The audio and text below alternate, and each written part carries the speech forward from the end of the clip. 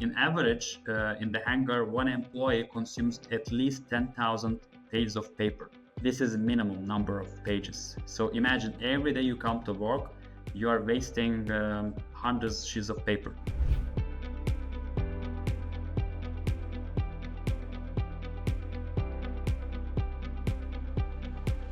Welcome, dear listeners, to the Startup Sales Talks podcast, episode 20. And this episode is the last of the season one and the last one for this year. And we have a very special guest, Furkan from Aviation Industry. We haven't had a guest from aviation tech in the podcast yet. So, very interesting episode ahead.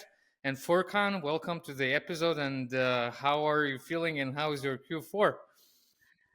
Thank you, Dom, for the invitation. And I would like to also say hi to all the listeners of this podcast. We know all of you are quite busy. It's end of the year. There are a lot of deals to close. We still have time. So it's the last 2 weeks of the year.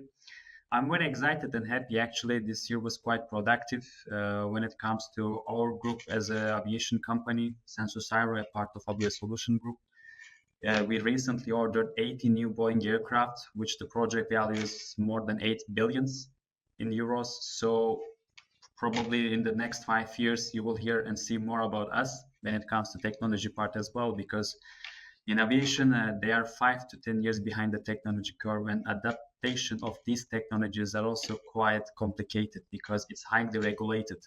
And that's the, I think, main concept of this talk today, what we are going to have.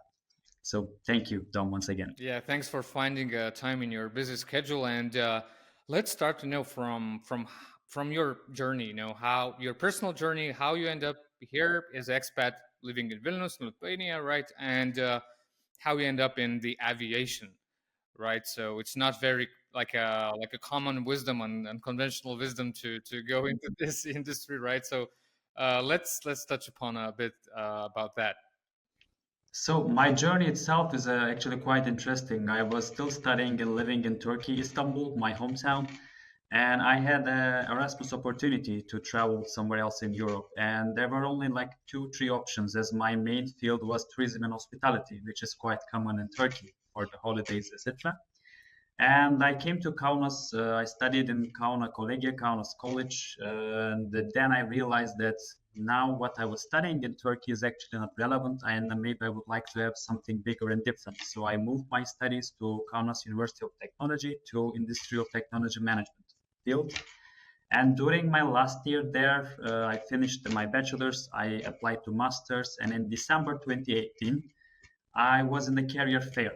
So it was just a lot of companies. Everyone is talking about this technology, all this big companies that was in Lithuania and foreign. And I was focusing more on finance and investments. That was where the money, we all grow up with Jordan Belfort, Wolf of Wall Street, this kind of high sales areas. So there was one company there which took my attention. They had a very bright purple booth, and there was the engine sign on their logo. I just dropped by there. There was a guy wearing a sharp suit because everyone else was like hoodies, sweaters. It was like an IT companies that are trying to attract young people. And I asked, what do you do? I mean, like, are you selling engines or magnets? Because the company name was Magnetic. And I couldn't make the connection back then. So we spoke quite a lot there. It was very interesting. He told me about the industry, aviation, airlines, executives. And then I asked one question. So just sell me your product with yourself. And he said, look, for example, one engine, right? It looks very simple. How much do you think one engine costs? I said, I don't know, 100,000, 200,000, because, we never been in aviation. We don't know. He said, one engine can cost from 1 million to 3 million, 5 million. And from there, if you don't have the engine, you don't even make any investment there. So you can broker that engine to someone else. And that's what I do. I find the supplier, I find the buyer, I connect them, I get my commission. And then, we are talking about millions there, about a 10%, 5%, 20% commission based on that. And I was really hyped there. So after the conference, I called him straightforward and said, look, it's very interesting. And I would like to just come to your office and see what you guys do. And he said, okay, come start tomorrow. And I had to drive every single day from Kaunas to Vilnius to go to office. I wear first day my sharpest suit. I went there, I see all the guys. There's the big dashboard on the office where it's showing the key numbers, right? How who closed the biggest deal. And the numbers there, it was millions. I mean, every single person, they had like a 10 sales members. Everyone is closing millions there. And I'm just like a fresh, not even graduate. I was still studying my master degrees. So it was a bit competitive. It's a lot of competition there. And first 2 days we had these trainings, right? Because I was sold the dream, right? You can just flip the asset, you make money. But when you go details, in order to start an engine, you have to review at least 3 to 4,000 pages. All the engines have back to board depending on the model. So you have to have a technical competence to analyze what you're selling, because the buyer will gonna ask these questions. They're not gonna review 5,000 when you're in the first discussions. Then there was the engineers, the technical guys giving 2 3 hours talks about the components, like rotable components, spare parts, expendables, consumables, which is like bolts and nuts, which you buy from IKEA or Senukai, the cheap stuff. Then I realized it's going to be a challenge, but in the first 2 weeks, I was calling like 70, 80 companies per day, trying to just do something that I will find the supplier, I will find the buyer, and it was quite challenging. As you see, everyone is making millions in terms of turnover and revenue when you are there as a straight student. So it go a bit like this. I was so hyped because you go to hangars, you see the beauty machines with airline logos. Every engineer is working there, disassembling that, and that gives you the motivation to go further. So I closed my first biggest deal in Lithuanian. You call it like a lemas or 1 million. And then I realized, yes, it was very hard as you're brokering. A lot of things change. Nothing depends on you because your supplier can sell it directly to the buyer at some point. And then I was very motivated and hyped. It go like this for 2 years almost. And then the pandemic hit. You know, in aviation, it was the worst, believe me. Like no one has money. Airlines are just firing everyone. The guys like us doing the trading and brokering, it's like fully stopped. The markets closed, Asia Pacific. Then we had this war, Ukraine and Russia, which is still going and which is very saddening us because it affected the industry also quite a lot from that side. And then I shifted back from aviation for a while, and then I joined once again to Sensus Aero because I really wanted to go back because it's a big passion, right? So you still want to do something, not on the operational side, but on technical side, because I then realized how we are behind the curve and how and what we can improve. So that's actually my journey, how I started in aviation, and I'm still here. Very interesting. So you got into big deals quite early, right? So that It really depends. You see, you have to be very persistent, and if you just wait for something to happen, no. You need to try hard. I was offering aircrafts for sale, whatever I get my hands on, anything that has documents and paper, I just shoot to my network. But of course, later on we can discuss further. You know, what are the key qualities in order to do that? Because if you're brokering from everywhere to everyone, then people realize you're just voice, you know, because they know who owns this asset. So you have to have a close network and a good supply chain. exactly. And Furkan, what exactly Sensus Aero does? What kind of software it is? So Sensus Aero, in the beginning, it started as an R&D project within Avia Solution Group. As Avia Solution Group has a different verticals in the industry, right? They lease the aircraft to airlines. They train pilots and crew in BA training. Then they have jet maintenance solutions, which is now part of FL Technics, and FL Technics maintaining those aircraft. So Sensus Aeroborne is an IT department within the group providing IT services. I don't know, small flight calculator for class jet or some fueling software for Baltic ground services, which is in Vilnius airport, managing all the ground handling and fueling part. And the idea was that they have the first-hand experience from operations, right? They are the ones using the software that exists in the market. They are the ones suffering every day from manual processes, administration, tons of paperwork. And then they said, look, let's use the knowledge we have, let's expand our team so that we can develop and expand this IT development and system capabilities and try to sell it to external companies. So it took like 11 years of R&D, checking the competitor products, testing the products inside, and of course, discussing with regulatory authorities, because again, aviation is highly regulated. So you cannot just sit in one office. You guys, I have a software. It's like a SaaS solution. You can just have an online application and use this. No, you have to know very specific and in depth from operations side, and that's how we get into the industry. So basically, Sensus, what Sensus does, Sensus provides an end-to-end aviation software for specific areas like MRO, Hmm. maintenance, repair, overall organizations. Okay, and usually it's only enterprise sales. You don't have SMB sales, you don't have mid market because the buyer is usually a big Yeah, enterprise company, right? So that makes the sales correct. game very, very different, right, than compared to any other company. Perfect. Yes. It's a straight B2B sales. You must to deal with not only the decision makers, but influencers, gatekeepers. There's a big committee involved in decision making as it's 5-year contract. And it is changing everything within the organization. Because if you fail on some areas, organization will lose millions. The management probably gonna get fired, and you will use your reputation and credibility as an organization and a person. So it's a very complex sales process, very long sales cycles, 12 to 15 months. Plus, the implementation of the project itself is also quite long. It can take 6 months, it can take again 12 months, depending on the integrations and the migration of the data. So, as you said, it's very challenging. And actually, I'm interesting to hear your opinion on, let's imagine I'm a young B2B business development manager, right? And I hearing these things, right, about it's very complex sales in enterprise, long sales cycles. And one of the things that usually people know, it's very relationship based type of business, right? People like, calling each other, like, it's not very digitalized yet, right? There's a lot of things to do. How you help your team, or how you would help junior, let's say, B2B manager, right, to overcome these challenges, or what kind of skill set you should equip them to, for them to be successful in that field if they never been in that field before, right, and they want to enter it, right? What is your support system or specific skill sets you want to develop for them?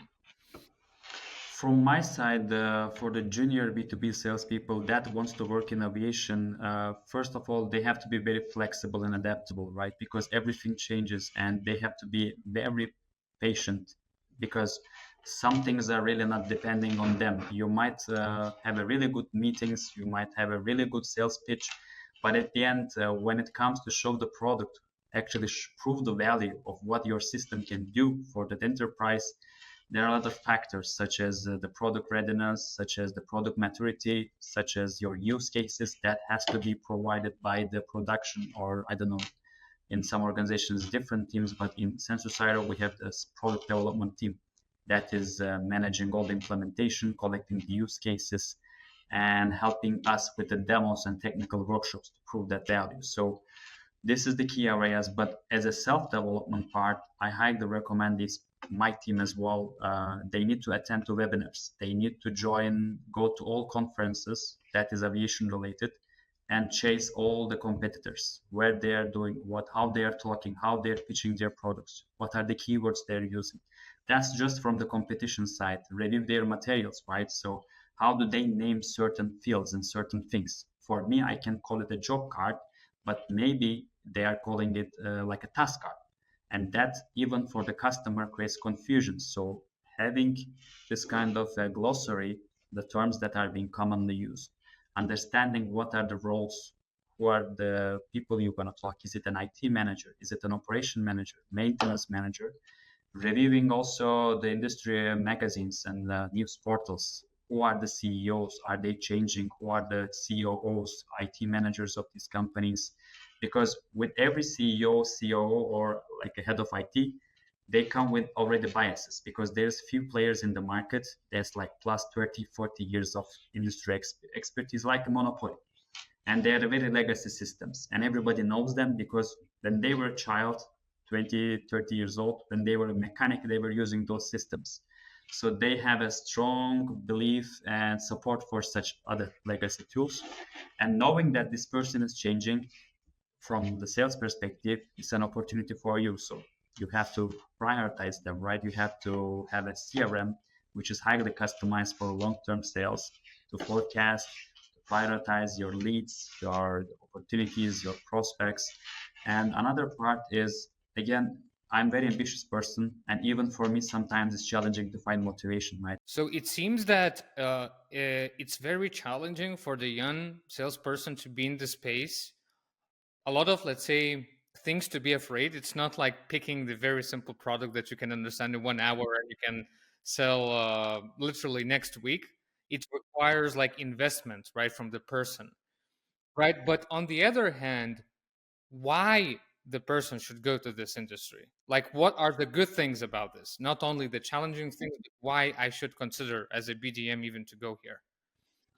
Look from this perspective, right? Your competitors are dinosaurs in the market for 30 years. They have a very legacy technology stack, and you know that the industry is behind the technology curve, and a lot of things are moving to AI, and these roles will be replaced by the technology that you are selling. So there is a big opportunity there, and that is one of the areas. In other industries, right, there is always a big competition. A market is too big, so you have, I don't know, millions of potential customers, and you will probably, as a BDM, never going to reach those millions. You're going to have your own portfolio of few customers, 10, 20, and you will try to squeeze them for more bonuses, etc., and relationship. But in this case, in here, it's a very long term partnership. You have at least 5 to 6 years with that person. And in our line of work, the contract cycle is also 10 years in average, not like just 5 years that you sign, because nobody wants to change something after 5 years. So there you have a chance to develop your personal connections. You will meet with the CEOs of airlines. You will be in a different level, I would say, and you will grow your competences also, because every day there's some new information, new changes happening. Now you see about the sustainability, the fuels in the airplanes, the self-flying autonomous airplanes. And if you're excited for such career path, then this is, I think, the area, because again, as I said, they are already behind the technology curve and there are not so many solutions in the market. So if you have a good product, if you work for a company that are ambitious like Aviation Solution Group, and our goal, my goal is with my team is of course to bridge the gap in the industry. And then I think that's one of the area where they can find the motivation. It's not exploited yet. Yeah, it's a kind of greenfield opportunity, seems like. And another thing, I think if you can sell this, you can sell anything afterwards, you know? Absolutely, I totally agree with you. But they use this terminology in everywhere. Yeah. In brokering, when I started, they said, if you can broker this, you can broker anything. Then I come here, if you can sell this, you can sell anything.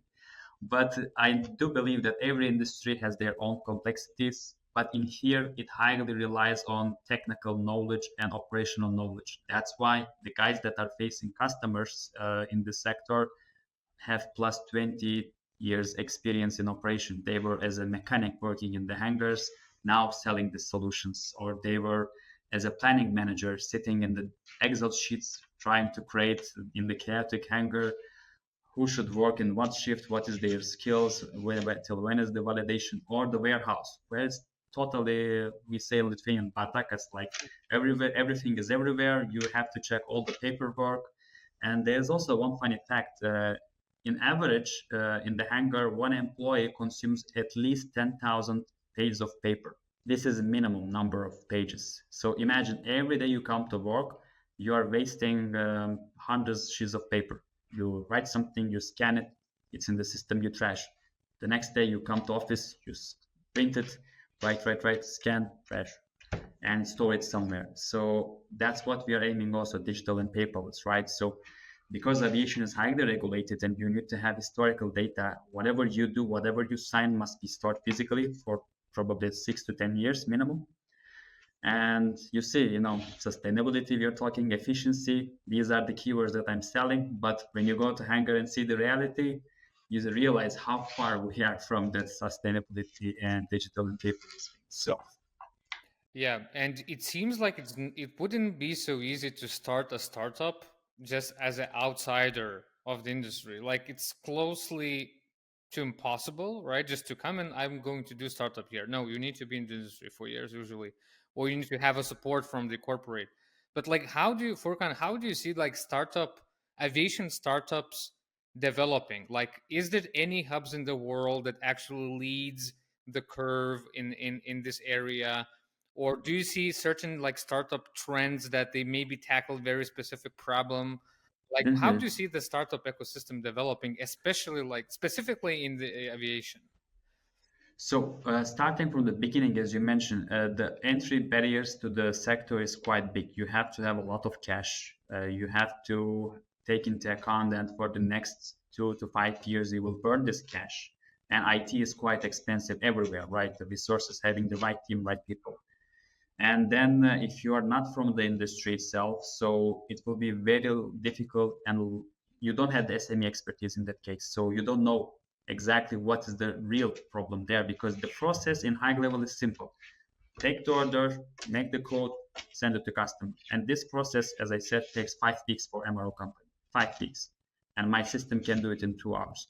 But in order to do it in 2 hours, I have to spend millions in cash in order to have the team to build the solution, to implement it to the whole ecosystem, which touches everything from operation side. So from startup side, the one way is to have a partnership with MRO or airline. They are really, really investing into this, and there are big festivals around the world. It's called World Aviation Festival even, that have a specific area for hackathons, for small startups, getting funding also.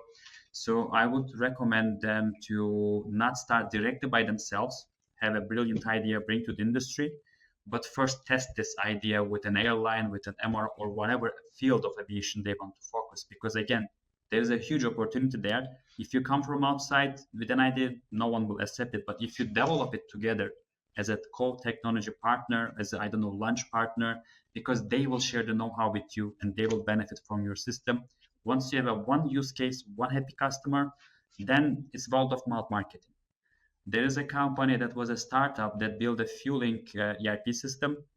It was a SaaS solution, and now in the last 3 years, they managed to have more than 150 customers.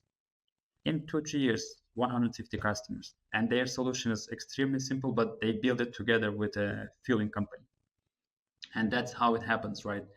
Industry is very small, so if you're successful with one customer, they talk to everyone, and then your solution is highly adapted. So just find that niche. And also blue ocean strategy helps here a lot, because again, everyone is focusing on the old way of working, old way of doing things. So if you have an idea from finance, from blockchain, from any other highly buzzed area that your team can do and deliver, just think where I can apply this and who I can talk to. So then you will find this niche and you will be very successful and you will make a lot of money, because again, aviation, they have money. And I actually used to work with some startups in aviation industry, and I saw a very interesting case, Avia Solutions Group, that they have VC fund, it like internal VC fund that actually funds internal startups. It's called Aero Digital Ventures, if I'm not mistaken, right?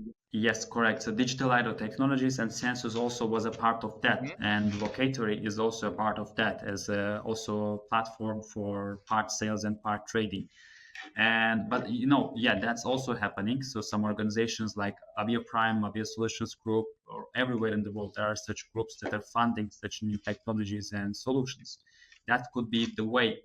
But again, then the question is how collaborative and cooperative are going to be those organizations within this company, because again, we have all the know-how here, but are we getting all this know-how? No, we still need to rely on external markets to capture, because what's going to happen in that case, you will build a product for someone very specific, which is not going to be adaptable for the whole market, as everyone wants to have something of their own, which is very highly customized, highly reflecting to their operational processes. So then you will never gonna get the know-how of what is the standard in the industry and how you can have an MVP product that you can sell to someone else or scale it up. And out of curiosity, how many startups the fund currently has funded? As far as I know, there are already four startups, Hmm. if I'm correct, but I couldn't call them startups anymore because it's already more than 3, 4 years. So there are not so new ventures that are going Okay, got it. within the Avia Solutions group. Yeah, yeah, yeah. But overall, I have not that much information Hmm. about what are the new startups because again, the area that I focus is highly old school. So there are not many startups doing things there. Okay. I remember when I was in the building, I saw the airplane, like the Yeah, famous yeah. airplane, right? In the building. It's the CRG 200. It's Yeah. a Bombardier aircraft, and the building was built actually around it. And the funny story is that that aircraft is where we sign the contracts. So when a customer comes, they have the full package and experience. Like we signed the agreement on the business jet downstairs. So that's a really next level experience, and I highly recommend if you're in Vilnius. There's a very beautiful restaurant, Aerotoria. You can come for lunch, dinner, and then just walk around the aircraft. It's decorated in summer, in winter. Now is the Christmas time, so it will be a very beautiful area there. That's pretty cool, actually. So I remember one person actually from Aviation Solutions Group told me that look, this is the whole building, this is the airplane in the middle, but these all the rooms are going to be filled with new startups in aviation. Listen. So that kind of showed me the ambition, that the company has actually to really not to make the business on their regular business lines, but actually like to disrupt some things in the industry as well. Then- But it's like an Apple ecosystem, Yeah, right? So you have the iPhone, you have the Mac, then you have yeah. all the infrastructure there. So the same business model Avia Solution Group has. They want to have the full supply chain under their control. Otherwise, you can't be sustainable because you need to rely on external factors. And especially software, the data, it's the core value now in all the businesses, right? If you have the data, you have the power. And that's where actually probably one of the areas we can talk today is where the industry is going. So that's going to be the answers that I will have regarding the AI, machine learning, the data, big data. Exactly. So that's actually my next question that I have for you is what kind of trends and new innovations you see and what kind of thing I would see in 5 or 10 years and it will be wow. And I will tell that Furkan was right. That came, right? What is the thing or things that will happen? So as we talk, right, what we do here is highly operational related. So you won't see as a user or as an outsider, you won't see that difference there. But from the MRO side, the customers that we are working with, they will see a huge difference there. Why? So we talk about this AI, machine learning, all these buzzwords, yes. And in aviation, it's there is a huge data. I mean, if I tell you that just to migrate one customer with their operational data, it might take me 1, 2 years minimum and hundreds of engineering hours. It might take millions in terms of cost for potential customer. And that data is there. They know all the averages, they know how much spend, how much time, and there is also multiple variables when you have to make a decision. So from MRO side, what they're going to see, they will replace some roles from planning. Maybe you won't even need sales manager. Maybe you will need less, not less mechanics. You will always rely on mechanics. But overall, the operational collaboration will be much more streamlined. And again, we talk about digital and paperless. It's still not there, but it's gonna be there because it's already the ecosystem there. With Smart ID or any other application, you can take a loan, you can sign something. And in aviation, you are certified to sign some things. And in that case, it's you're accountable in case of an accident or something happens, right? So you have to have a validated and authenticated access to such signature that is reflecting it's only you that is signing that. So these gonna be the small changes from operational side, but as a whole industry, this AI and this machine learning and this predictive maintenance will help expand the life of the aircraft because there's tens of thousands of parts there. They have life limits, they have cycle rates, and if you're not doing the maintenance activities on the right time that is needed, it costs more for airline. And then what you will face as a customer, tickets are more expensive, there is less flights, and also you see that more aircrafts are being grounded because they are not certified to fly anymore, and they just go to tear downs. So industry is facing a huge challenges now. There's lack of pilots, so the training will be faster. BA training also now building a lot of new facilities in India in the growing markets. And that's you have a faster pilots, you have a more professional mechanics with the VR technology that we were doing last year when I talked with Carlos actually. So the training time will be faster. People not just read the materials, which I said to you in the beginning, right? It's like hundreds of pages. Nobody will focus that details. But with the visualization of these things, having these exams, having the regulations more eased on such areas that are motivating such technologies to be more adapted, there'll be few of these changes that we will see. But again, as a consumer, it might reflect on the prices and it might reflect on the maybe the distances that are being flown. Yeah. And what I should expect, some kind of maybe innovations from the user standpoint. For example, Uber for airplanes, or like I know in US they have a new airline that actually gives you almost like private jet experience, but you're like maybe 10 or 20 people, and there's a way faster security check and everything. So maybe you have anything interesting to share, maybe from Yeah, that. from airport side, that is actually where all the airports are now getting fundings because everybody wants to have a streamlined user experience. This long changes, the waitings, the security. And now, if you notice, you can even carry the water bottles, right? So before you had to take out everything, you don't need to take out your PC in some airports. So these are already there. Faster entry, you see, and when you go to Dubai or anywhere, you just put your passport, your visa is already there. They scan your face, okay, it's you are free to enter. And these technologies, it will even get faster because everybody thinks about user experience now. How we can make that experience much more pleasant. You can have a chance to use the, I think what I would share maybe a bit differently, the areas where you wine and dine in the airports. So these also could be faster because it takes a lot of time sometimes to wait for a wine or for food. So that's going to be also a bit more streamlined there. But from user side, I think we will have a whole different experience for the tickets, for the prices, and overall, the whole experience will be much smoother. Okay, and Furkan, just to wrap up our episode, how do you personally stay on the top of your game, mentally, physically? It's a very challenging environment to be in. A lot of learning involved, right? A lot of flying, I believe, because you need to attend conferences all around the world. How do you now keep up yourself, fresh and kind of sharp? So I'm very disciplined, and I always say, strong body, strong mind, right? So if you have a good routine, I exercise every morning, every evening. I have a really good diet. I have a routine. So every morning I come to office, I first check what are the news on the LinkedIn. Then I check the portals. What are the new changes? Which company is buying which company? How my competitors are doing. I then analyze the marketing, right? So I check what's the digital status, how many leads we have, what's the impressions, clicks. And in order to stay above my game, knowing that these people are 20 years ahead of me because they were already working when I started in the industry. So I always look from different angles and try to gather this knowledge faster. So just check the use cases. This company of this, and I check my product. Okay, can we do that? Can we? How differently we can achieve the same goal? And also one factor is that I'm not chasing to be where they are now. I am chasing from 5 year strategy that what we can bring differently to the market to these companies that we are working today so that they will choose us besides the competitors.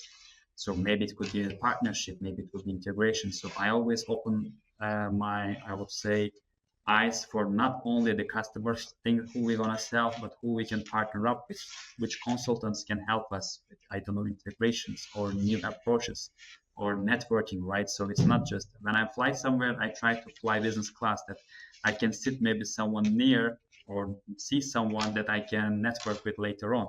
Because in the airports, you meet with a lot of people from aviation, going to conferences, going to meetings. So I try to open my eyes everywhere I go. And if you're honest and if you are also straight in your approach, not just doing the sales pitch, then you will be also one step ahead because people respect and trust you in that case. Yeah, very, very. I think great angle and great philosophy to be. And Furkan, if in case someone will have any questions for you, or maybe someone will be interested to join the aviation industry or your company, what is the best way to get in touch with you? So I have my LinkedIn also open, so that will be, I think, the best way to network and collaborate. I'm always open to also grab a coffee in city center somewhere to talk, and I'm also open for other industries because Lithuania is like a tech hub now. It was already for the past 3-4 years, so I will be more than happy to have a quick chat. Amazing. So Furkan, I really appreciate your time today, and have a great end of the year. And I believe we're going to see you somewhere in Aviation Magazine very soon. Or Hopefully. maybe Thank you're you, already Dom. there. So I have actually one picture. It was a cover of the magazine where I was networking with someone yeah. without my permission. They used it, so we were joking. Maybe we should sue them for rights. Okay, thanks, buddy. Take care. Thank you, Dom.